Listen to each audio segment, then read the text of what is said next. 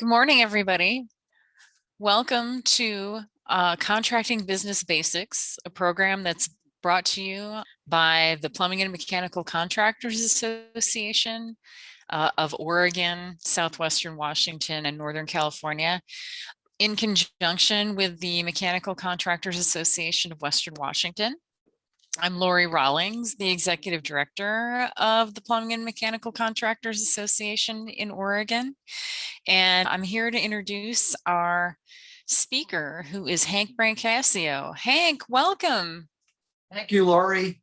Can you tell us a little bit about yourself? Sure can. I am a retired mechanical contractor from Wisconsin.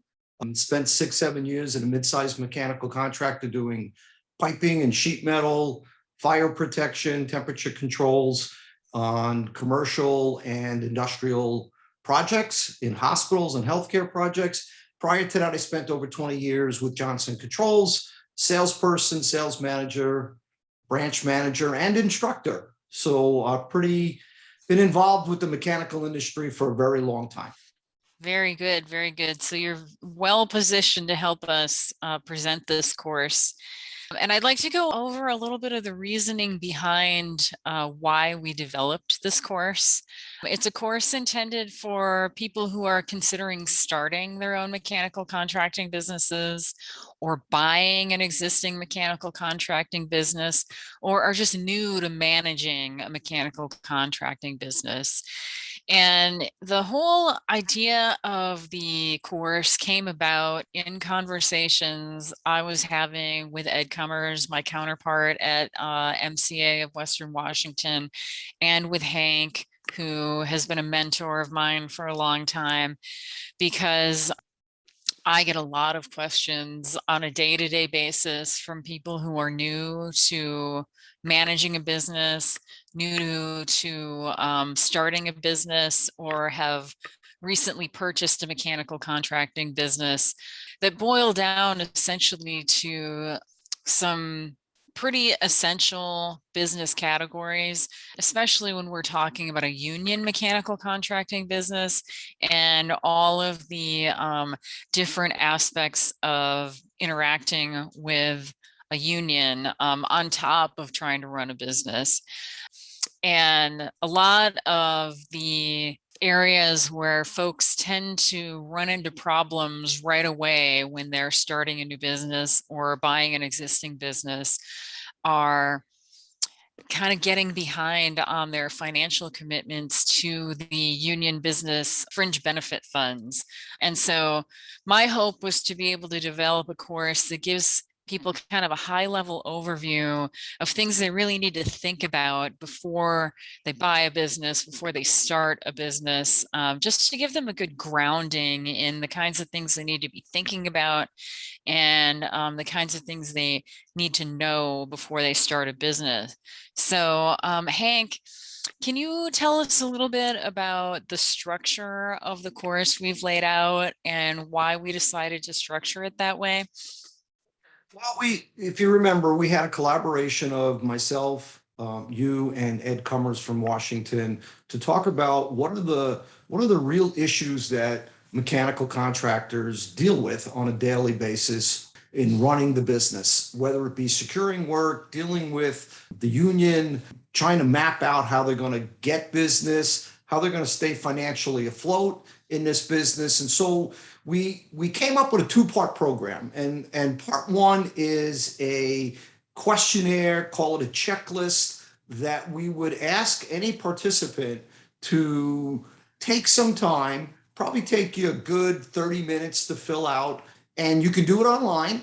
And this would allow you to go through and identify those subjects where either you feel pretty comfortable with, like design and estimating as an example, or where you don't feel so comfortable, like legal issues. And so we've tried to identify that and then link those questions to learning modules. So the program, part two of the program, are the learning modules. And those learning modules cover a wide variety of subjects, again, developed based on your experience, Ed's experience, and my experience with what mechanical contractors deal with on a day-to-day basis.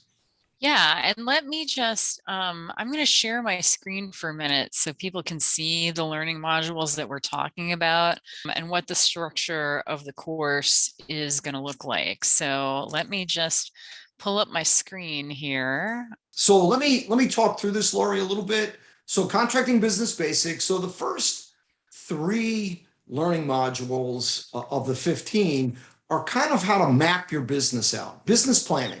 So it talks about where do I spend my resources on account management or business planning, building a financial roadmap. And in that learning module, which will be the longest learning module that we have, we go through how to figure and calculate your labor rate, how to come up with a rate for your vehicles, a financial pro forma.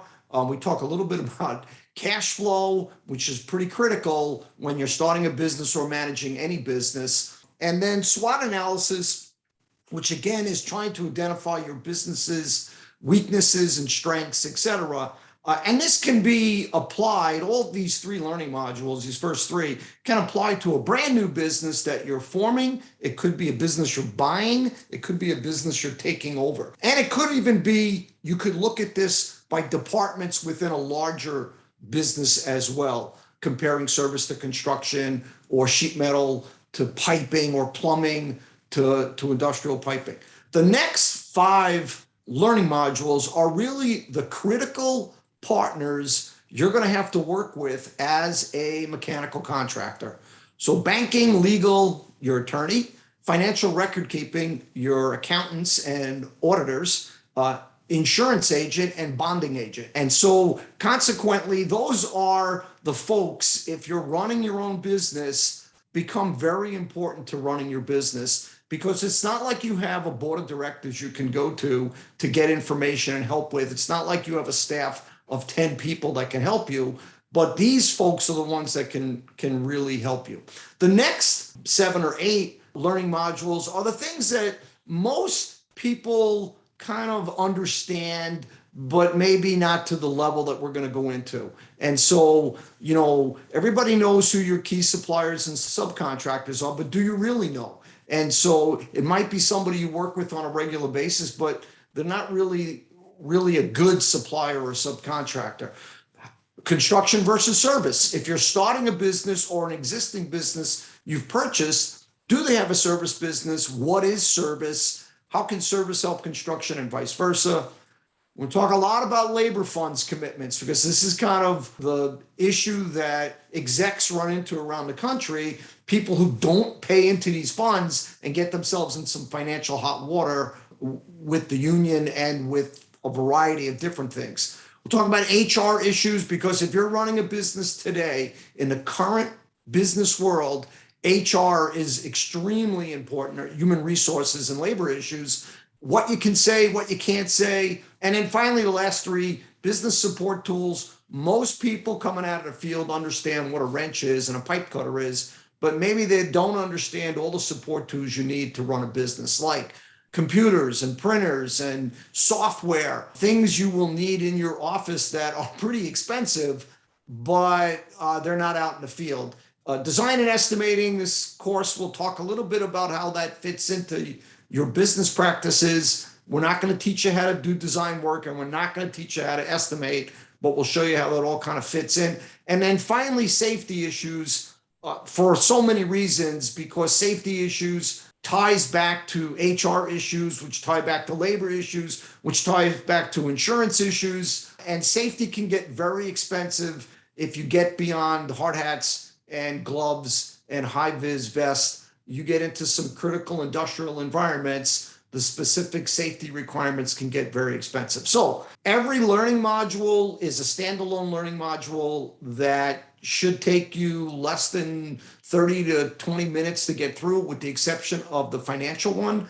But the purpose of it is short, to the point, high level. We're not going to give you legal advice, but we'll tell you how to find a good attorney and what to look for in a good accountant. So that's it in a nutshell.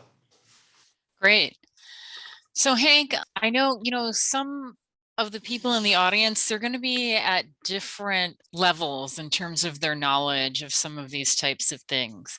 So, for example, somebody may feel they have a very good handle on insurance, for example, or design and estimating. Do you recommend that people who are going through the course go through every single learning module, or is there kind of a more flexible way of approaching the course? Well, I think it ties back, Lori, to the questionnaire and checklist. And so we've got some specific questions related to insurance. So here's an example. Somebody might have a very good insurance agent that takes care of their home insurance and their auto insurance, and we'll just pick on State Farm as an example. And maybe they're very good for personal insurance, but business insurance is much more complicated. It's much more expensive, and it involves a lot more critical things. So you may think that you understand insurance, but maybe you don't. I would say go through the questionnaire. If you have questions, people can call me related to that. And so from that standpoint, that will help identify which items you may need to go through. My guess is somebody coming out of the field or somebody who was working for a mechanical contractor and is now running the mechanical contractor, a lot of the items like safety issues and design and estimating, they may not need to look at those. And that's okay, because each learning module is a standalone learning module, and they may want to focus more on the business side of things versus the technical side of things. Okay, that makes sense. And speaking of the questionnaire, do you recommend that people have a consultation with you once they have gone through the questionnaire to kind of figure out where they are in terms of knowledge, or can they just jump right into the learning modules? I think it really is going to depend on an individual basis. Some people might feel like, okay, I've gone through the questionnaire, but I'm not really sure what I want to do. Let me talk to somebody who's done it and get a sense of it. I think the questionnaire and the checklist, it's all in one, is designed for, okay, you want to start your own business, or you want to buy a business, or you have an opportunity to take over a mechanical contracting business. Are you really committed to this? Do you really know what you're getting yourself into? Because this is like jumping in a boat and you're starting to row across the Atlantic Ocean or the Pacific Ocean. Once you get into this, kind of hard to turn around and go back. And Mhm. so consequently, I believe that going through the checklist, it'll be individualistic in that some people may go through the checklist and go, I know what I need to do. Yes, I am going to go through it. Other people might be like, wow, I really need to have a 20-minute discussion with somebody who's done this. And that's okay too. I think it's designed that way to be flexible and not time consuming. But clearly, you want to be in a situation, if you're going down this path where you're going to run a mechanical contracting business, operate it, start one, whatever it might be, you want to make sure you understand all of the landmines, the gotchas, before you go down that path. You don't want to find out a year into this where, oh my gosh, I owe all this money, or I didn't buy the right insurance, and now I'm in trouble on a project, or I signed a contract, I can't get paid.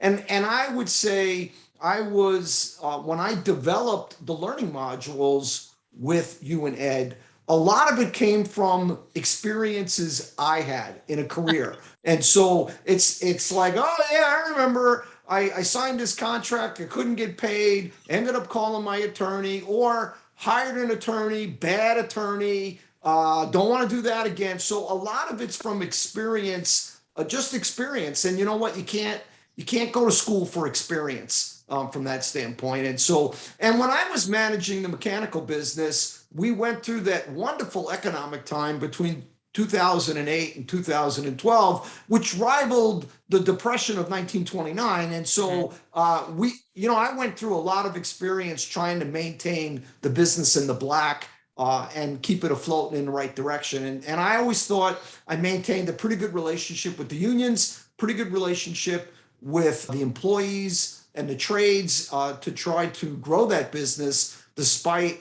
all of the poor economic times. Awesome. Well, that's great. Well, great. I'm really excited about launching this program, and I hope it's going to be really helpful to the folks out there who are considering buying a business, considering going out on their own. And I just hope there's something here for everybody. Hank, do you have any closing words before we wrap up our introductory section here?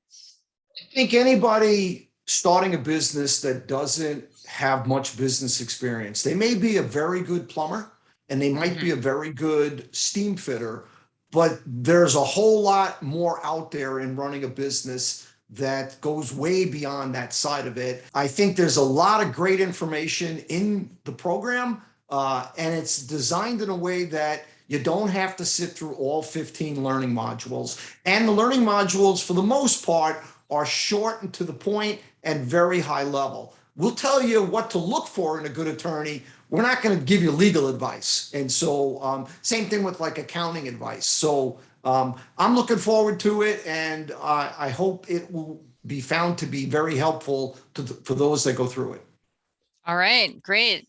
Thank you very much. And we look forward to seeing our audience members in the next learning module.